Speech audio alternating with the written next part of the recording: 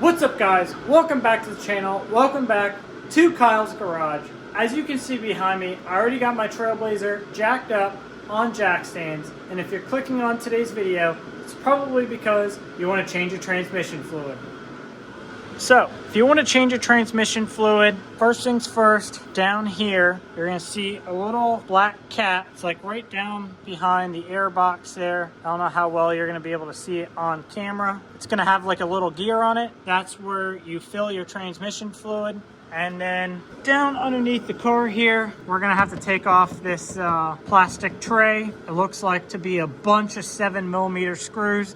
I'll give you an actual number when we get there as far as how many screws there are, but we're gonna have to take this off to get to the drain plug. I'm just gonna be doing a simple drain and fill today. I went ahead and picked up some AC Delco Dexron VI. That's what is ran in these.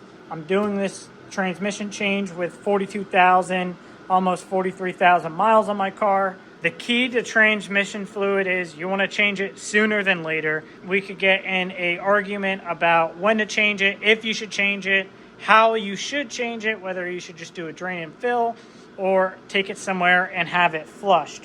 Opinions are going to vary very heavily on this topic. Me personally, I'd like to just do the drain and fill because there has been some research saying that transmissions don't like all fresh fluid, especially if they are used a little bit because of some dirt getting in the system and whatnot. That's why some people say flushing transmissions are bad, because you kind of dislodge dirt that might already be in there. Whereas if you do a drain and fill, you kind of slowly introduce newer fluid. So therefore the components kind of gradually get used to newer fluid rather than, changing it all and having straight fresh fluid. Like I said, this debate goes on and on and on, and some dealerships say that the transmission fluid's good for the life of the transmission, and that is exactly that. It's good for the life of the transmission. So when a transmission goes, they say just replace the transmission, don't ever change the fluid. So I don't live by that motto, so I rather do something than nothing. This video is simply if you have a Trailblazer and you want to DIY, do a drain and fill, that's what this is for. So, gonna need transmission fluid, and you're also gonna wanna pick up a nice container like this. This holds 5 quarts of fluid. The drain and fill is roughly 4 to 6 quarts, give or take, because you obviously want to measure what comes out, so that way you can adequately put the same amount of fluid back in. So this is huge. I'll have a link down below in the description for this. This is a lifesaver. These newer transmissions don't have a dipstick. You could find different information online all over the place on fluid capacities and what actually comes out when you do a drain and fill. So like I said, this is paramount because you want to replace it with exactly what comes out. Obviously, you want a drain pan where once this gets full, you can pour the old transmission fluid into a drain pan. And then you're also going to want a super long funnel, because as you saw earlier, where the dipstick or the fill port is pretty far reach, so typical funnels won't reach. And that's where this comes in. This is just a big 18-inch long funnel that I got from Harbor Freight. Obviously, you want to make sure it stays clean. So this will be perfect for getting down in there to fill up the fluid. So let's get to taking that splash cover off. Okay, so I just took out 13 7mm screws scattered all around the front and all the way around. The only thing that is still holding this on is one little Christmas tree clip down in the back. It should come off just with a flat tip screwdriver. So that's what I'm gonna go back and do now. You do not have to take off the little tray where you change your oil. That just stays on there.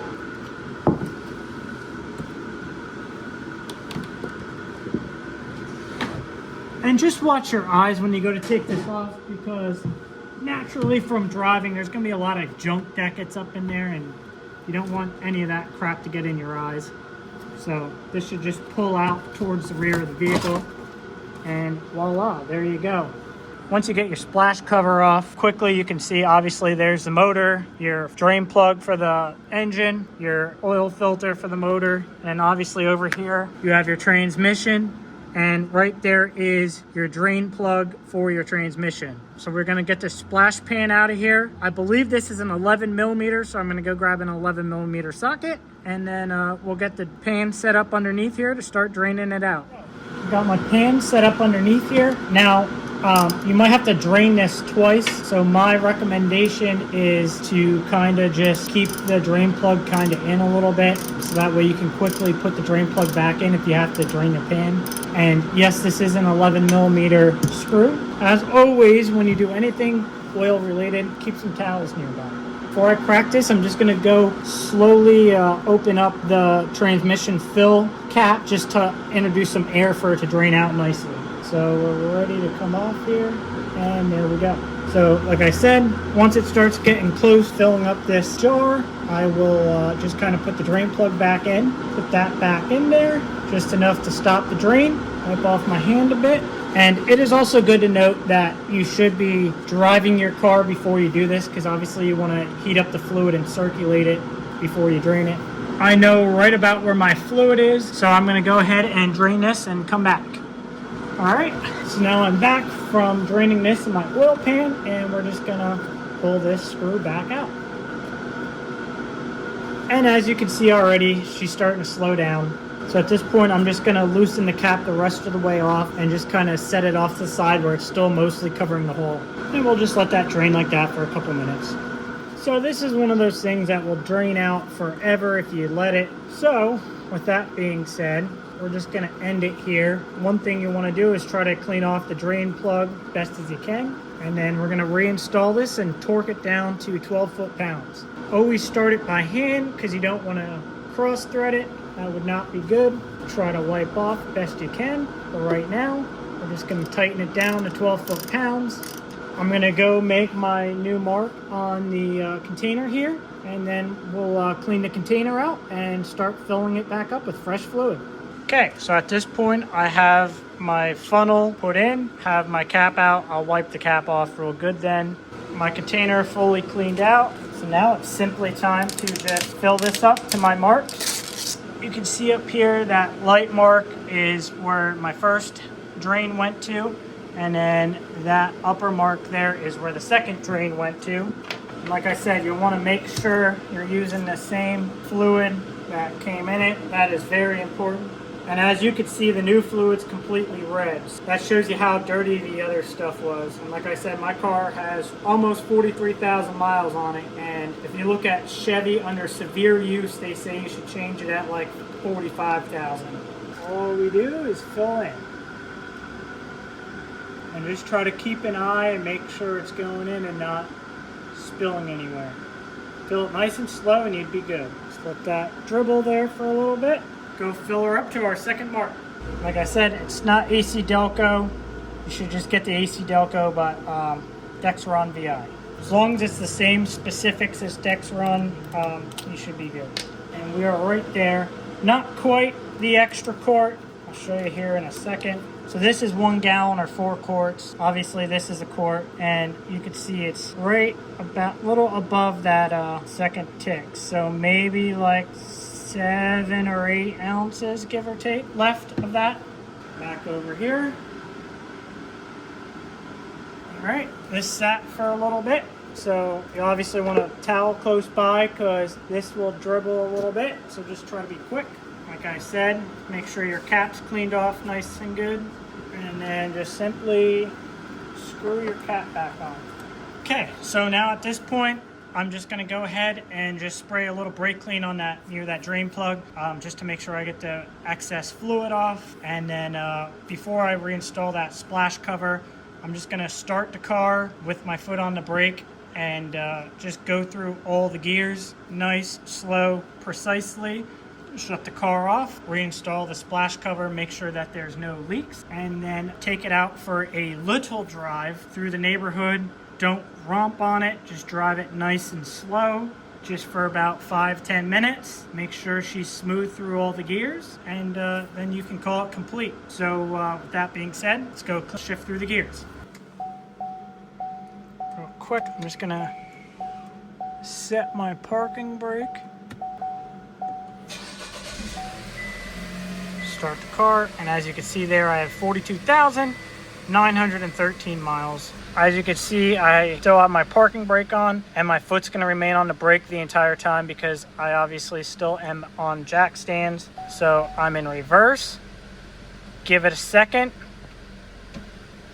neutral, give it a second, drive, give it a second,